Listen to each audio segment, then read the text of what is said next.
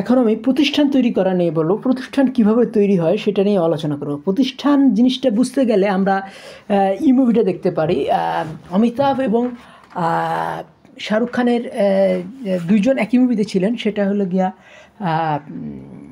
মুভিটার নাম হলো গিয়া মোহাব্বাতেইন। মোহাব্বাতেইন মুভিটা অসম্ভব সুন্দর মুভি। ইয়াশ রাজ প্রোডাকশনের তৈরি এবং আদিত্য চোপড়া এটার রাইটার এবং এটার আদিত্য চোপড়ারা হলো পাঞ্জাবি। তো পাঞ্জাবিরা কিন্তু পাঞ্জাবি বা উত্তর ভারতের প্রচুর প্রতিষ্ঠান তৈরি করেছে এবং প্রতিষ্ঠান তৈরি করা ওদের ধাতের মধ্যেই আছে, কিন্তু বাঙালি প্রতিষ্ঠান তৈরি করে না। এবং আমরা দেখব যে লাহোরের যে কলেজ থেকে ইকবাল পড়াশোনা করেছিলেন সেই কলেজ থেকে কিন্তু আব্দুল সালাম পাশ করে আবার নোবেল প্রাইজও পেয়েছেন। তাহলে এই জিনিসটা বুঝতে হবে যে ওদের একটা প্রতিষ্ঠান তৈরি করার একটা আগ্রহ আছে। এবং প্রতিষ্ঠান তৈরি করতে বুঝতে গেলে সব প্রতিষ্ঠান ব্রিটিশরাও কিছু তৈরি করেছে, আমেরিকান তো হরদম তৈরি করতেছে এবং সবচেয়ে বেশি তৈরি করেছে জার্মানরা। তো এই প্রতিষ্ঠান তৈরি করতে গেলে জিনিসটা বুঝতে গেলে আমাদের ইকে বুঝলে হবে না। এই যে নাম কি বলে, এই যে বিশ্বভারতী, এইটা না, আমাদের আলিগড়ের তৈরিটা বুঝতে হবে। আলিগড়ের কীভাবে আলিগড় মুভমেন্টটা কীভাবে তৈরি হয়েছিল এবং কারো অফ আলিগড়, এটা একটা চমৎকার বই আলতাফ হোসেন হালির। তো এই প্রতিষ্ঠান তৈরি বুঝতে গেলে আমাদেরকে ওই ইকে বুঝতে হবে যে থমাস ক্যাম্বেলের একটা কবিতা আছে। মানে থমাস ক্যাম্বেল তিনি জার্মানিতে গিয়ে তিনি ইউনিভার্সিটি কলেজ অফ লন্ডন এইটা তিনি জার্মানি থেকে যে শিখে আসছিলেন যে কীভাবে একটা প্রতিষ্ঠান তৈরি করতে হয়। তারপরে তিনি ইউনিভার্সিটি কলেজ অফ লন্ডনটা তৈরি করার ব্লু প্রিন্ট তৈরি করেছেন, প্ল্যান করেছিলেন। তো এই ওনার একটা বই আছে, উনি এত ইম্পর্টেন্ট কেন আমি বলতেছি, ওনার একটা বই আছে, বইয়ের নাম হলো গিয়া কবিতা বিশ্বকালে, কবিতার বই। তো ওই সেখানে একটা কবিতাও আছে, দ্য প্লিজার্স অফ হোপ। তাহলে থমাস ক্যাম্বেল তিনি 1757 সালে জন্মাইছেন। তিনি জন্মাইছেন হলো গিয়া 17 আর 23, তাইলে হলো গিয়া 40 বছর আগে। এই স্যার সৈয়দের 40 বছর আগে। স্যার সৈয়দ কিন্তু খুবই বিখ্যাত একজন ব্যক্তি। স্যার সৈয়দ কিন্তু এই আলিগড়ের যে ক্যারাভানটা বহন করে নিয়ে গেছেন, আলিগড় ইউনিভার্সিটির প্রতিষ্ঠাতা বলা যায় এই স্যার সৈয়দ আহমেদ খানকে। তো স্যার সৈয়দ আহমেদ খান সম্বন্ধে বলা হয় যে তার জীবনই হলো গিয়া মুসলমানদের 100 বছরের ইতিহাস। তাহলে এই স্যার সৈয়দ আহমেদকে ঘিরেই ছিলেন শিবলি নোমানি, আলতাফ হোসেন হালি, হুসাইন আজাদ, আরও অনেক বিদগ্ধ পণ্ডিতরা। তো স্যার সৈয়দ আহমেদকে বাঙালিরা বুঝেও না, ফলে বাঙালি মুসলমান বিশেষ করে তো বাঙালি মুসলমানরা সেভাবে প্রতিষ্ঠান গড়ে তুলতে পারেনি। তাহলে এখন আমরা বললো যে প্রতিষ্ঠান তৈরি করতে গেলে বাংলাদেশ রাষ্ট্রের কি একটা রুহ থাকতে পারে? তাহলে আত্মাওয়ালা বাংলাদেশ কী হবে, একটি আত্মাওয়ালা রাষ্ট্র? এটা একটা বিরাট বড় কোশ্চেন। তো এই বাংলাদেশ যদি আত্মাওয়ালা রাষ্ট্র হইতে হয় তাহলে আমাদেরকে বুঝতে হবে যে আসলে প্রতিষ্ঠান কি। আমরা এই যেমন এই রবীন্দ্রনাথ কিন্তু বেসিক্যালি অ্যাগনস্টিক ছিলেন, সংশয়বাদী ছিলেন। তার কবিতাগুলোতে বেশিরভাগ ক্ষেত্রেই কিছু কিছু খোদা বা সৃষ্টিকর্তা বা ভগবানের প্রশংসা আছে, ঈশ্বরের প্রশংসা আছে, কিন্তু অনেক কবিতা আছে যেগুলোতে তাকে সংশয়বাদী বলে প্রমাণিত করে। এবং তিনি সারা জীবন ব্রিটিশ দর্শনকে শ্রেষ্ঠ দর্শন হিসাবে, ব্রিটিশ জাতকে শ্রেষ্ঠ জাত হিসাবে বলে আসছেন। কিন্তু আমরা জানি যে ব্রিটিশরা শ্রেষ্ঠ জাত না, শ্রেষ্ঠ জাত হলো জার্মানরা শ্রেষ্ঠ জাত। এবং জার্মানদের যে আইডিয়ালিজম সেইটা হলো গিয়ে পৃথিবীর শ্রেষ্ঠ। এবং জার্মানদের কি আছে, মুসলমানের আত্মা এবং মুসলমানের হার্ট এবং এই ব্রিটিশের ব্রেন। তাহলে এই ব্রিটিশের ব্রেন থেকে কিন্তু মেহরুম না, ব্রিটিশের ব্রেন থেকে কিন্তু জার্মানরা বঞ্চিত না, কিন্তু ব্রিটিশরা মুসলমানদের আত্মা থেকে অনেক ক্ষেত্রেই বঞ্চিত। তাহলে জার্মানরা হলো গিয়ে সুপারসেট আর ব্রিটিশরা হলো সাবসেট। এই জিনিসটা যদি আমরা বুঝতে পারি তখন কি হবে, আমাদের প্রতিষ্ঠান তৈরি করতে সুবিধা হবে। আমি তো বললামই যে একজন থমাস ক্যাম্বেল যিনি মানে খুব চমৎকার কবিতাও লেখেন, দ্য ব্যাটল অফ বাল্টিক কবিতাটা তার, ঠিক আছে। তা এই যে মানে চমৎকার কবিতা লিখেছেন, তিনিও কিন্তু একটা প্রতিষ্ঠান গড়ে তুলতে গেলে জার্মানিতে গিয়া প্রতিষ্ঠান কীভাবে তৈরি করে সেটা শিখে আসছিলেন। কাজেই আমাদের এই জার্মান দর্শনটা বুঝতে হবে। এবং এই জার্মান দর্শনের প্রভাবেই কিন্তু আমেরিকাতেও বিভিন্ন প্রতিষ্ঠান গড়ে উঠেছে, বিভিন্ন ইউনিভার্সিটি গড়ে উঠেছে, যেমন হার্ভার্ড একটা ইউনিভার্সিটি, MIT একটা ইউনিভার্সিটি, দুটোই কিন্তু বোস্টন শহরে। তো এবং এই আমেরিকার যে রুহ বলা হয়, সেটা আমেরিকার যে স্পিরিচুয়াল স্বাধীনতার জনক বলা হয়, তাকে বলা হয় যে হলো গিয়া তার হলো গিয়া র্যালফ ওয়াল্ডো এমারসন। তো র্যালফ ওয়াল্ডো এমারসনের একজন গুরু ছিলেন তিনি হলো গিয়া ওই নাম কি বলে যে র্যালফ ওয়াল্ডো এমারসন, তিনি কিন্তু নাম কি বলে এই হার্ভার্ড এবং ইসের যে মানে গোটা আমেরিকারই যে বিভিন্ন প্রতিষ্ঠান গড়ে তোলার পিছনে তার যে উদ্দীপনা, সেলফ রিলায়েন্স প্রবন্ধ, তার পোয়েট প্রবন্ধ, এগুলো কিন্তু প্রচণ্ডভাবে কাজ করেছে। তাইলে এখন আমরা জানবো যে র্যালফ ওয়াল্ডো এমারসন এই প্রতিষ্ঠান সম্বন্ধে কী বলতেছেন। তিনি র্যালফ ওয়াল্ডো এমারসন বলতেছেন যে প্রতিষ্ঠান হলো ব্যক্তির ছায়া। তাহলে এখন প্রথমে আমাদের তাহলে একটা এই এস্টাবলিশমেন্ট তৈরি করতে গেলে আমাদের প্রথমে একটা পার্সোনালিটি তৈরি করতে হবে, এবং পার্সোনালিটির ছায়াটাই হবে একটা প্রতিষ্ঠান। যেমন ইসের ছায়া হলো কি, এই থমাস ক্যাম্বেলের ছায়া হলো গিয়া এই ইউনিভার্সিটি কলেজ লন্ডন।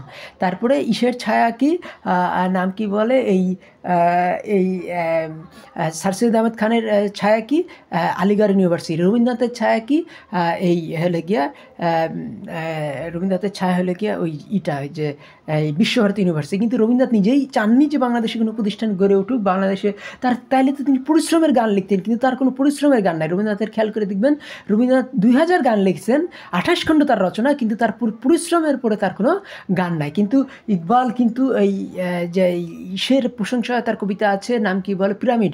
কারণ পিরামিড একটা প্রতিষ্ঠান, পিরামিডের এক একটা ব্লক, যে এগুলো এক একটা হাতির সমান ওজন, সেই বিরাট বিরাট ব্লকগুলো কারা কাটলো, কারা এইভাবে একটার পর একটা সাজাইলো, আজ পর্যন্ত একটা মিস্ট্রি, একটা রহস্য। কিন্তু এই পরিশ্রমের দ্বারাই কিন্তু একটা প্রতিষ্ঠান গড়ে ওঠে, এবং সেই প্রতিষ্ঠানের পিছনে কি থাকে, একটা থাকে, নাম কি বলে, এই একটা ব্যক্তি থাকে। তো এই যেমন পাকিস্তান কি কায়দে আজমের ছায়া। তো এখন বাঙালিরা কায়দে আজম বা এই যে জিন্নাকে তারা স্বীকার করার নাই, কিন্তু তো কায়দে আজম বলেই লিখে গেছেন। এই লোকটার নাম হলো গিয়া আবুল মুনসুর আহমেদ। তিনি তার লেখা বই ইকেও দেখাইছিলেন, এই যে নাম কি বলে, শেখ মুজিবকেও দেখাইছিলেন, যদিও শেখ মুজিব কায়দে আজম বলাটা পছন্দ করেন।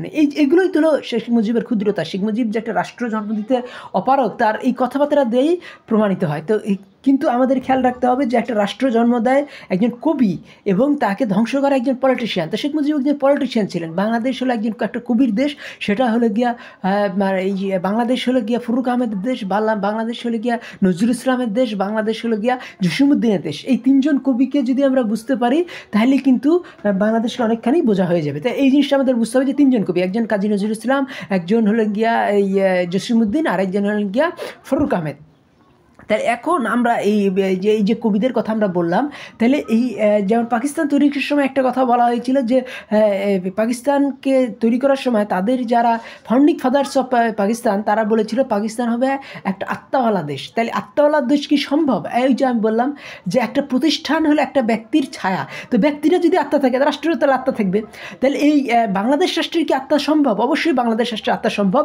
এবং যদি আমরা ওই কবিকে ফলো করি, কোনো পলিটিশিয়ান না, যেমন আমাদেরকে ফলো করতে হবে নজরুল,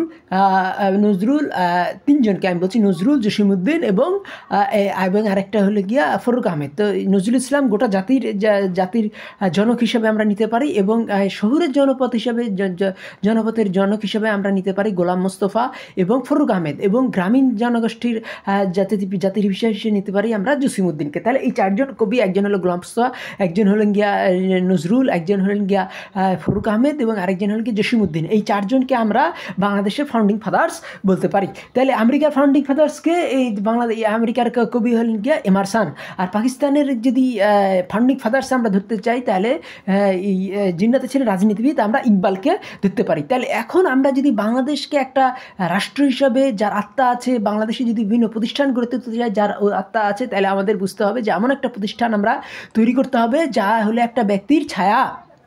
তো এই জন্য আমাদেরকে প্রথমে একটা মানুষের পার্সোনালিটি তৈরি করতে হবে, এবং পার্সোনালিটি আসে হার্ট থেকে, হেড থেকে না। এবং ব্রিটিশদের পার্সোনালিটি কম জার্মানদের তুলনায়। তার কারণ হলো গিয়া যে ব্রিটিশ ফিলোসফিটা মেকানিক্যাল ফিলোসফি, আর এই যে জার্মানদের আছে কি মুসলমানের হার্ট আর ব্রিটিশের ব্রেন। এই জন্য জার্মান ফিলোসফিটা এত বেশি ডেভেলপড যে এই নাম কি বলে, এই জার্মান ফিলোসফি এত বেশি ডেভেলপড যে মানে জার্মানরা আমেরিকাতে যাইয়াও দেখা যাচ্ছে যে এই জন হপকিন্স হসপিটাল, আমেরিকার যে সবচেয়ে বড় হসপিটাল, আমেরিকার সবচেয়ে বেশি বাজেট যায় কোনো প্রতিষ্ঠানে, সেটা হলো জন হপকিন্স। এটাও কিন্তু জার্মানরা তৈরি করেছিল। তাহলে এটা আমাদের বুঝতে হবে যে জার্মানদের মধ্যে এই পার্সোনালিটি আছে, আর তাদের মধ্যে থাকতে হবে মুসলমানের হার্ট আর ব্রিটিশের ব্রেইন। তাইলে এটা কী হবে, তাহলে বাংলাদেশেরও ওই জিনিসটা হতে হবে কি না, ওই যেমন ওই আরেকটা কবিতা আছে, সেটা হলো পাম অফ এলোকোয়েন্স।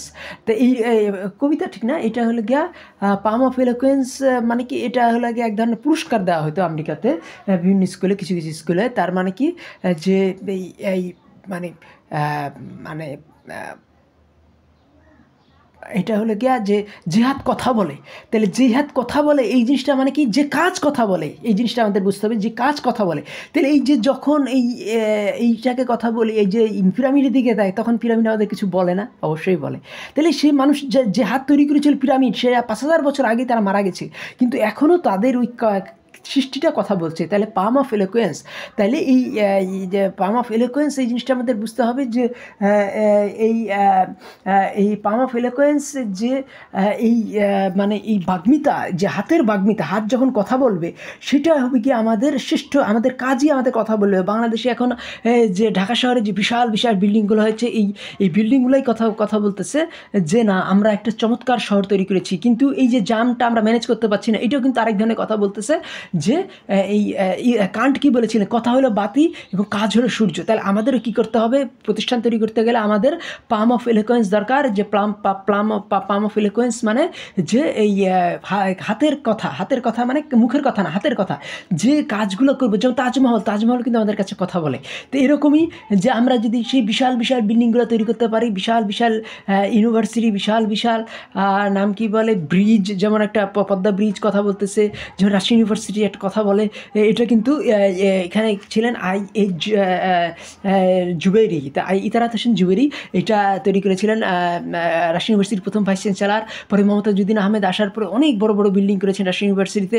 তাহলে এইভাবেই কিন্তু একটা প্রতিষ্ঠান পাকিস্তান আমলে আমাদের গড়ে উঠছিল, কিন্তু আমাদেরও কিন্তু এখনও বাংলাদেশ আমলে অনেক প্রতিষ্ঠান গড়ে তুলতে হবে, এবং সেই প্রতিষ্ঠান কিন্তু ইটকাট বাঁচক প্রতিষ্ঠান। আমার আবার বুঝাচ্ছি যে একজন নেতা থাকতে হবে, সেই নেতার পিছনে একটা অবকাঠামো গড়ে ওঠে, নেতার ছায়াই হলো গিয়া একটা প্রতিষ্ঠান। তো এরকম যেমন ডক্টর ইব্রাহিমের ছায়া হলো গিয়া বার্ডেন। তো এইটা একটা প্রতিষ্ঠান হয়েছিল, বা ডক্টর ইব্রাহিমের মতো আমরা আরও অনেক প্রতিষ্ঠান তৈরি করব।